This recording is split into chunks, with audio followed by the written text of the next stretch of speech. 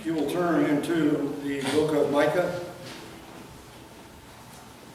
I do have something I want to share with you that happened this past week. After a strange set of circumstances, I performed a funeral service for Jim Jones and the Jones family. And we have a little family that they rent from Jim. Eric and Owen are the two boys. Their sister, I cannot remember her name at this point. But anyway, Eric came to the visitation, and I was sitting there, and he came up to me, and I asked him what he needed, and he said, well, I'm here for Jim Jones, but I don't know what to do. And now this is a little boy, so I don't know, Eric must be about 8 years, 9 years old. And he began to tell me that there were many times that Jim would let him go with him and move dirt or whatever, and then Jim would pay him some money, and he came to show his respect. He didn't know any of the other family except for Jim. And I thought, and the sister and the mom was at the funeral service. And I thought that really touched me when he come up and he knew he needed to be there, but he wasn't sure what he's supposed to do, and wanted to show his respect for someone that had influence in his life. I thought that was really neat. So here in Micah chapter 6 to 8 is what we're going to look at, even though we need to have some kind of understanding of the book itself. Again, we see that the country, the people of Judah, are not where they ought to be. We'll get into that as we go through the message here, if I can talk. But one of the things that God brings forth to the people here of Judah, he asks a question through the prophet Micah, and the question is, why do you people show me such disrespect? And it's interesting because it appears the people didn't even realize they were showing God disrespect, that the whole situation had degenerated to where the abnormal had become the normal. The subnormal has been the everyday now, and they're just going through this. Something was radically wrong. You can read the book of Micah for yourself. Something isn't right here with the nation of Judah, and they need to do something to show that they are not neglecting God. Their love, their affections, their attention was somewhere else, not where it was supposed to be. Have you ever been around people that you just couldn't satisfy? I mean, no matter what you did. I think of the story about the man that got up one morning and his wife said, what do you want for breakfast? He said, I want 2 eggs, 1 scrambled, 1 fried. So that's what she fixed. He put it on the table and he knocked the plate onto the floor. She said, what's wrong? He said, you fried the wrong egg. There are those people that just aren't going to be satisfied with anything. And the people begin to ask that question. God's never going to be satisfied with anything, is he? What's it going to take to satisfy God? What more can God expect from us? Well, in Micah chapter 6, beginning in verse 6, we're going to read verse 6 through 8, that here is the answer. Here is the answer. With what shall I come before the Lord and bow down before the exalted God? Shall I come before him with burnt offerings, with calves a year old? Will the Lord be pleased with 1,000 of rams, with 10,000 rivers of oil? Shall I offer my firstborn for my transgression, the fruit of my body for the sin of my soul? He has showed you, O man, what is good. And what does the Lord require of you? To act justly, to love mercy, and to walk humbly with your God. Now see, these questions are very sarcastic. What does God want from me? And Micah is going to share with them and with us these 3 things that he says that God requires of me. Okay? If we would put this on modern terms, here's what the situation is. God, I come to church on Sunday, I sing the Psalms, I give money in the offering plate, I take communion, I listen to the message part of the time, I pray when they pray, I go through all of this. What more do you want?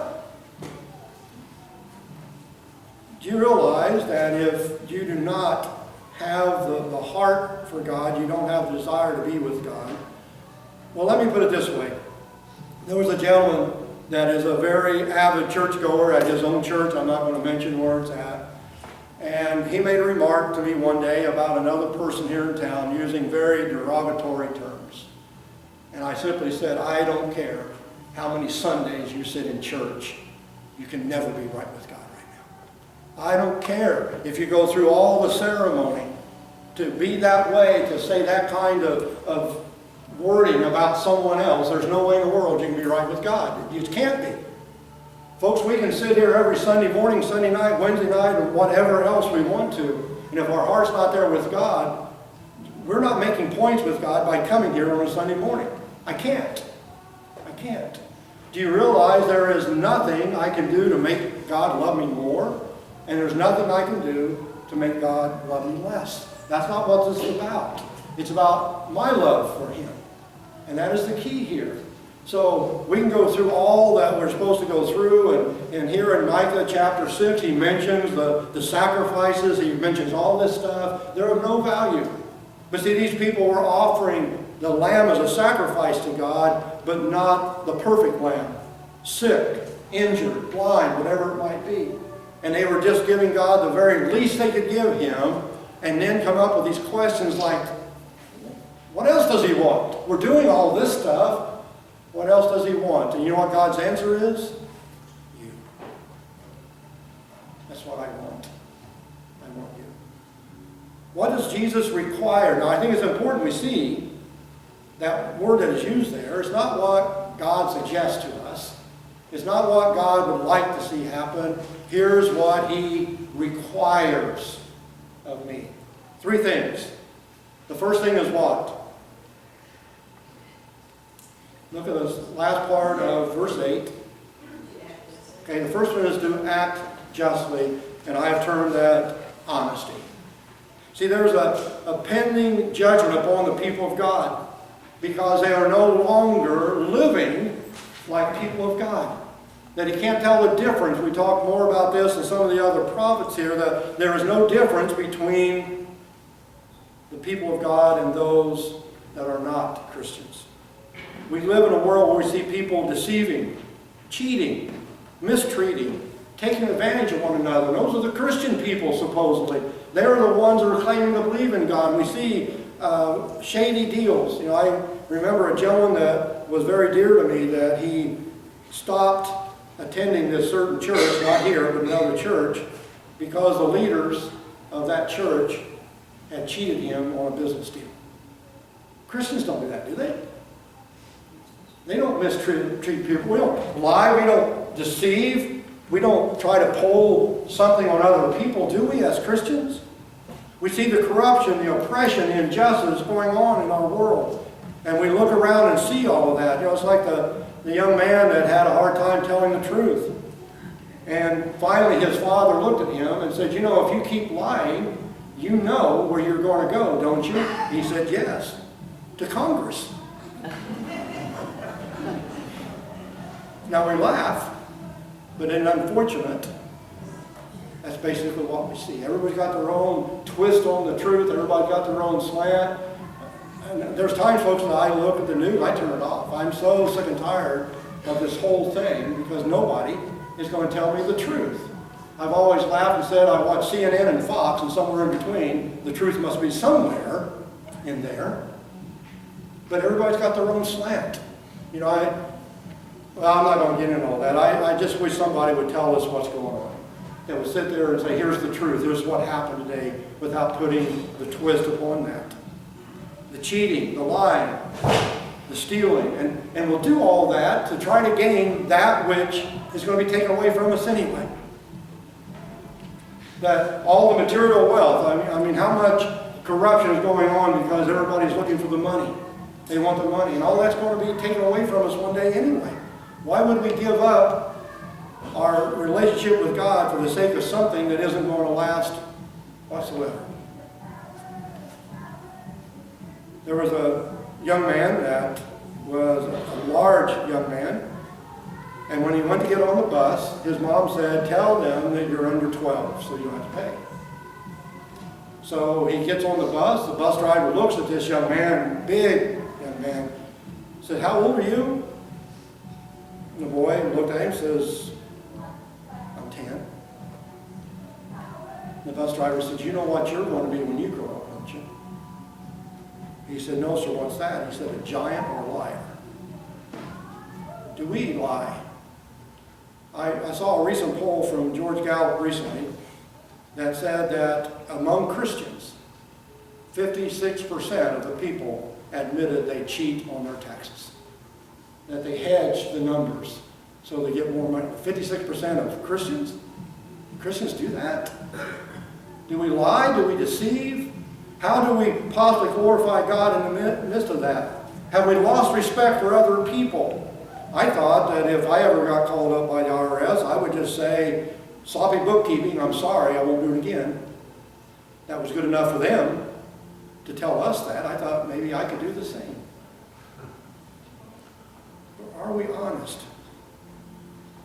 See, when we lie and cheat and steal and don't treat people honestly, we are doing the same thing to God. He commanded in His Word that we are to be honest people, that we are to be people of our Word. In the Sermon on the Mount we'll refer to in just a moment, that Jesus said, let your yes be yes, your no, no. That we are to be honest people. I remember the time years ago when my father needed to borrow some money from the bank. You know what they had to do? They shook hands on it. There was no contract written out. There was no nothing. Dad went in, told me he needed X amount of dollars. They shook hands, which meant what? They both agreed. Man of their word. What about now? What about now? One of the concerns I have in that area is what we are teaching our children. That's one of the things that concerns me greatly as I see people try to work the system and not quite honest as they ought to be. But we know that justice has become a mockery of what it once was. But I hope not among the people of God. I will not be a Christian and not have a moral standard.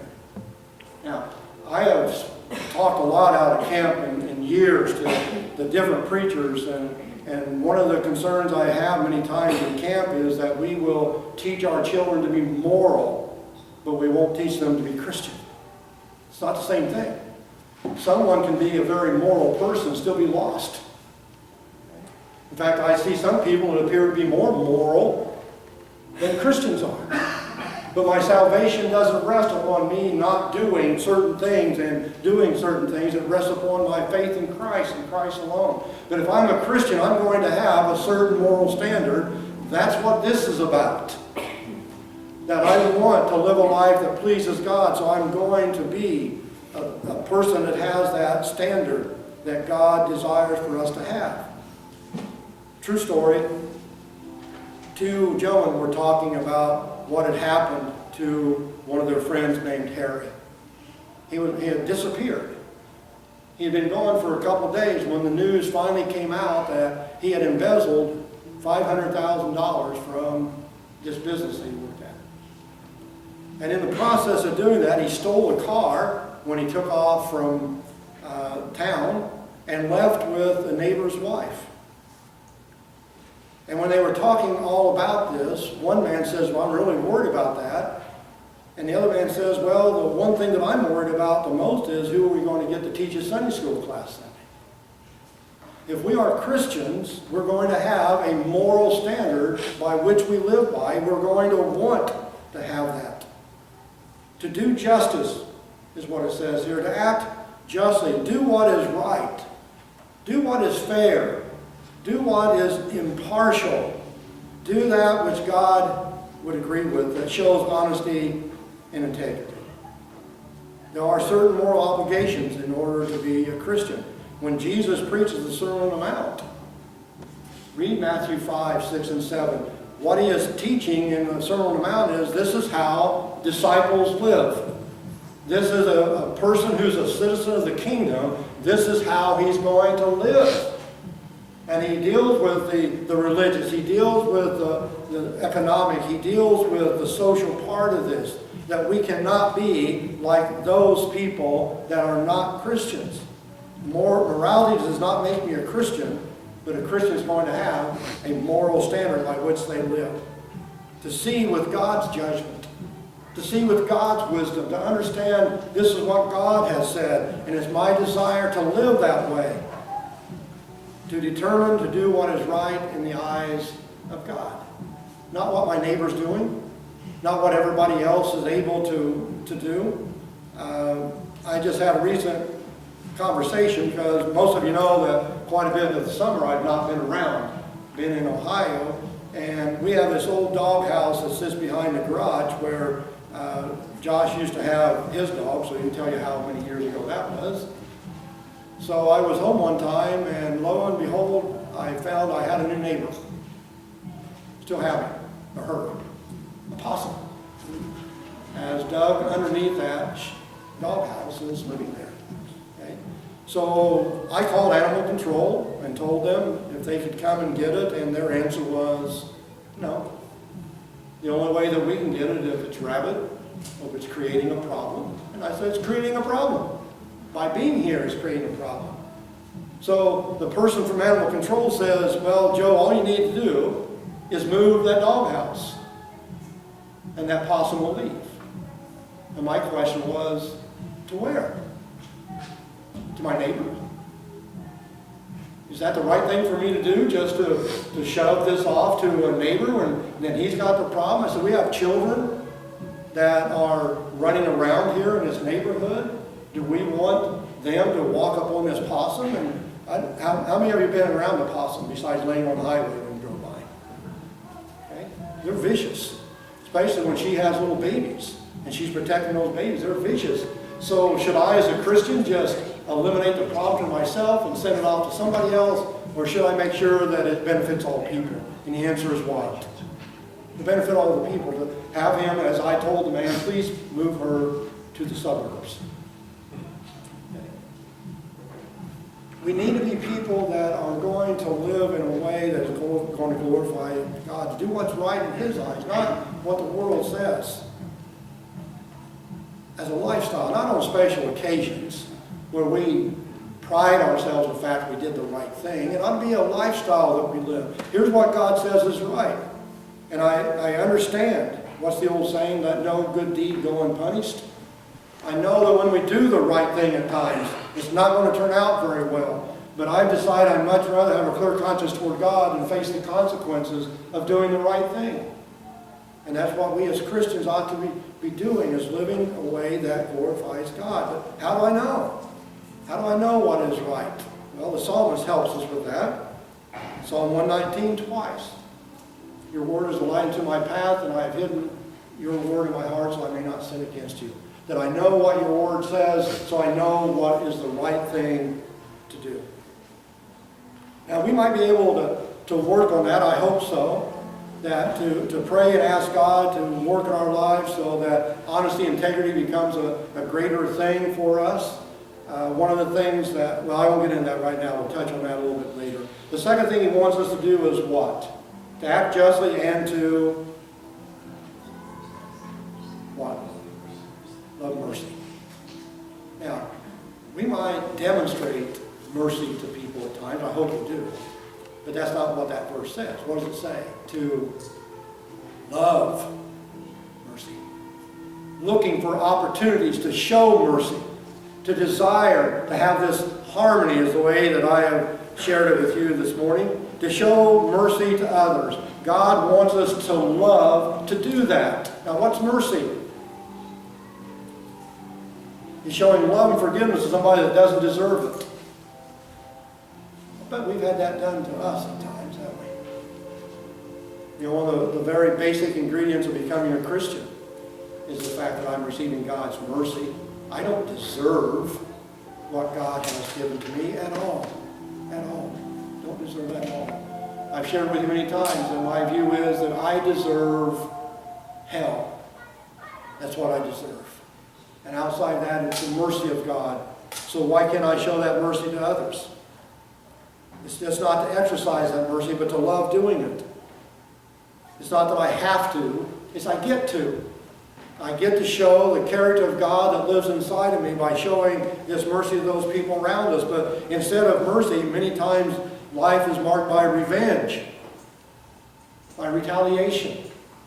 This myth that we can get even with someone, and that does not ever happen. It doesn't happen. What is our initial response when somebody does something that offends us? Compassion or criticism? Condemnation. We are to love to do what? What does the verse say? We need to love to show mercy. We're just looking for the chance to do that. John Wesley, I don't know how many are familiar with him, but he has several stories. He was pretty witty, I guess, that he was able to respond. And he was kind of a spiffy dresser, so when he went to preach at times, he was decked out pretty well. And it's kind of interesting because on one particular Sunday, this lady came up to him and said this bow tie that he was wearing, the ribbon on it was too long. And a man of God would never wear a tie that had ribbons on it that came down that far. So she took out a pair of scissors and cut them off. So Wesley looked at her and asked her to borrow the scissors. And he was holding the scissors and said, "Madam, are you open to criticism?" She said, "Well, I guess I am." He said, "Stick out your tongue." We are to love mercy, to show kindness. Do we? It says God requires that of me because I have no pride, I have no ego, because we're all saved by the grace of God. For me not to extend to others that which God has given me doesn't make much sense to us. Mercy, not judgment. Forgiveness, not blame. Can you imagine what this world would be like if people practiced that? To find fault? Okay. Now, I don't believe I am talking out of school here, because it happens with everybody. But I knew Jim Jones pretty well. I know his family pretty well. And there had been times during the last few days that someone that I feel sorry for had the need to say something negative about Jim. No. I believe, and just to share this with you, the city of Watsika is going to miss this man more than they realize right now. Okay? They are. You don't know half of what Jim did in this town because he didn't take credit for it. Folks over, and I shared this in the message. First of all, I told them that for the longest time I thought the only vehicle that Jim had was the inloader, because that's all I ever saw him driving. But also I know how many times in the years that I've had families come to me that lost their homes, needed a place to stay. I'd call Jim. Jim can, he said, "Joe, tell him to give me $200 to move in. I'll work something out." I can't tell you that. Folks, at least 30, 40 times. Okay? But my point of all of this is this: why do we see the need to say negative things about people? I don't understand that. Even if it's true, even if this person was the worst person in the world, okay? Why do we see the need to say things like that? It doesn't make any sense. What we have done is forgot who we are. That's what we've done. We have forgot the mercy and the grace shown to us in the past by people like God. That we are to be people that want to have harmony.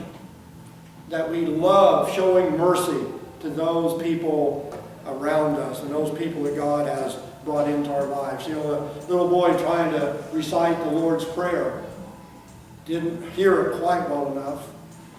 And as he recited the prayer in front of all the Vacation Bible School, he came to the part where he says, "And forgive us our trash baskets, as we forgive those who throw trash in our baskets." Gosh, he might be closer to the truth than we think. To forgive our sin as we forgive. Didn't Jesus at the end of the Lord's Prayer there mention that if we don't forgive others, God's not going to forgive us?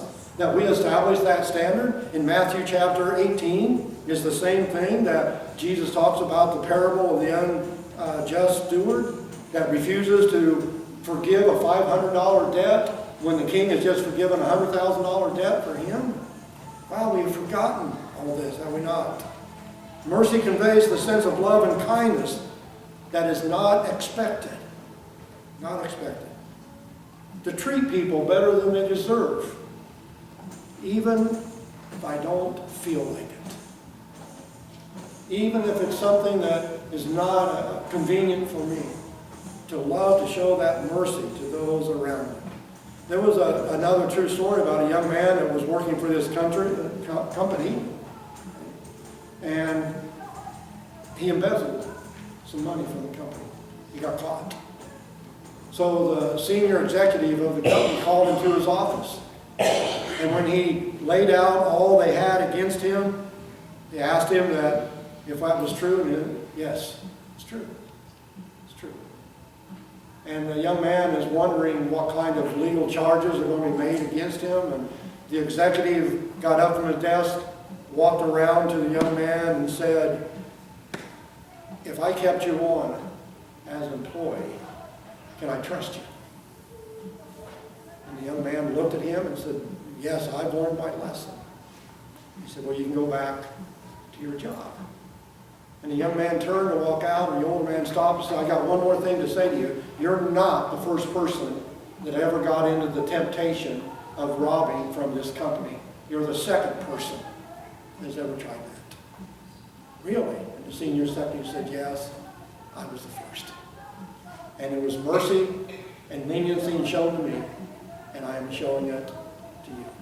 If we want to love mercy, let's just reflect upon what God has done for us, and to the great extent of how much mercy God has shown to us, the leniency, the forgiveness that we can offer to other people, and that will put us in sharp contrast to the world in which we live.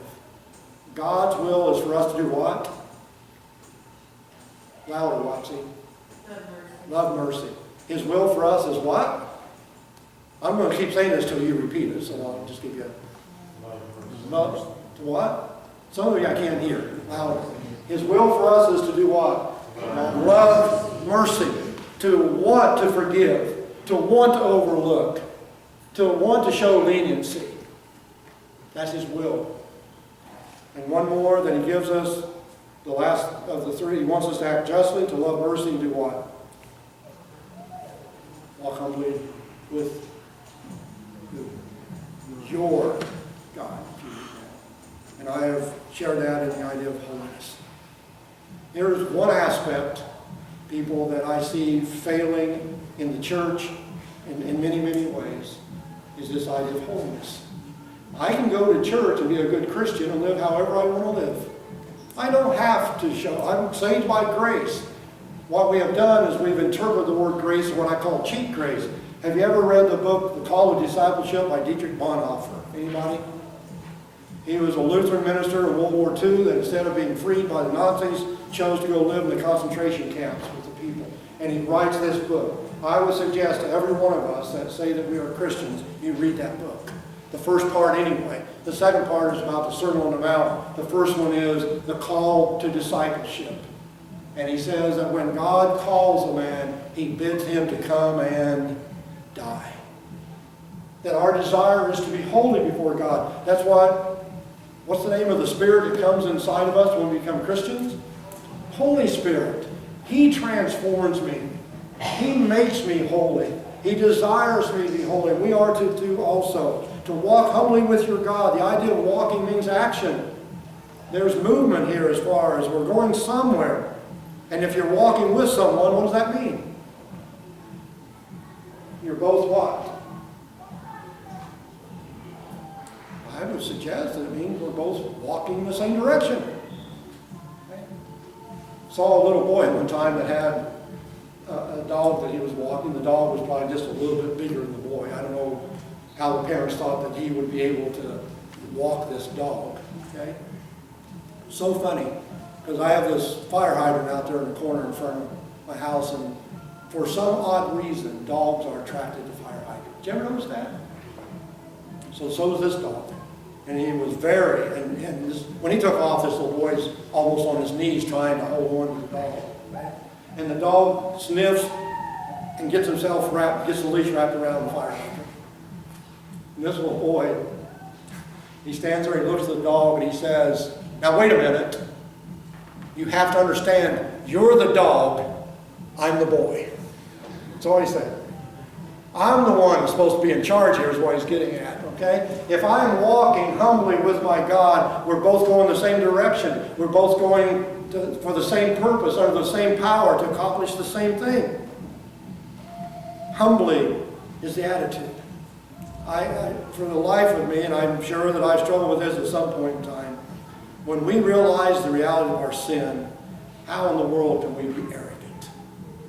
How can we possibly show our pride that we think we might be better than somebody else, or we should be in charge, or we should have the authority over other people? When we look, he says that we are to walk humbly with God, and that is where we see our attention as with him. This is the idea of desiring, pursuing a way of life, to walking with God. I cannot walk with God without being changed like him, that I become more Christ-like as I allow God to lead me. He is the God, I am the person.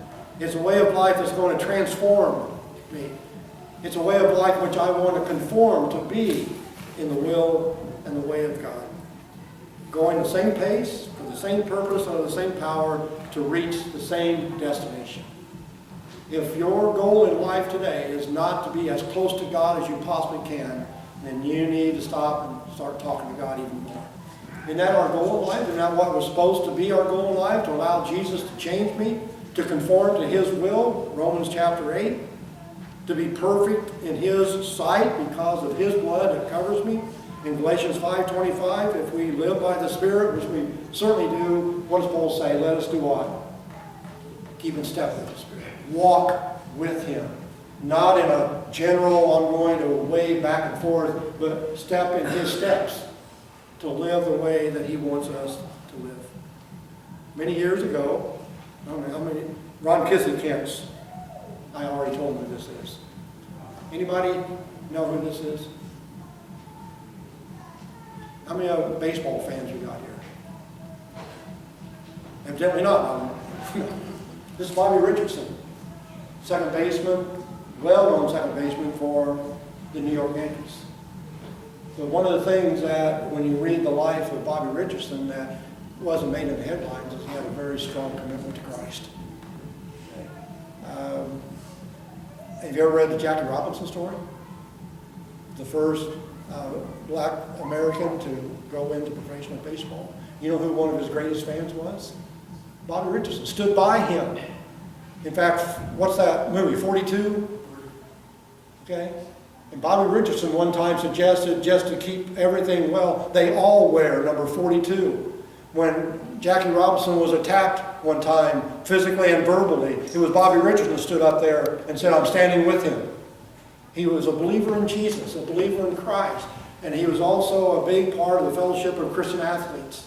And one time they asked him to have a prayer, and here he is in front of all these people. And you know what his prayer was? Dear God, your will, nothing more, nothing less, nothing else. Amen. That is to be our prayer. Your will. Your will. You see, folks, our lives either please God or they don't. Our lives either honor God or they don't. One of the conversations, many conversations I've had with Rich since I've been in Ohio, on 2 or 3 of those occasions as we were talking about different things, he said to me, you know, Dad, Jill and I have talked a lot about getting back to church. Now, I've shared with you that one of the difficulties that's encountered there is that there are no churches close by. How far is it to Hilliard? Yeah. Okay. So, just kind of sideline, I'm getting away from here, but it's so interesting because when I drive around looking for some place that they might be able to attend, I find churches, and you know what the names of the churches are? The church on the corner. That's the name of it. The church down the street. The neighborhood church. And I'm standing there thinking, what in the world do they teach? They give you no indication whatsoever. Okay? But in our conversations with that, I have told Rich this more times than he probably wanted to hear. And I will share with you, I am not as concerned, Rich, about you and Jill and Graydon getting back to church as I am concerned about you getting back to God. That's first. Folks, you can sit here in this building all you want. Changes nothing. Changes nothing. I don't spend a lot of time praying that Rich and Jill and Graydon get back to church. I spend a lot of time praying that they'll get back to God. That is what God requires of us, our hearts. That's all he wants of us, is our hearts. That we are willing to live as he wants us to live and to glorify him in the lives that we have. Our hymn of invitation and dedication this morning is going to be hymn number 375.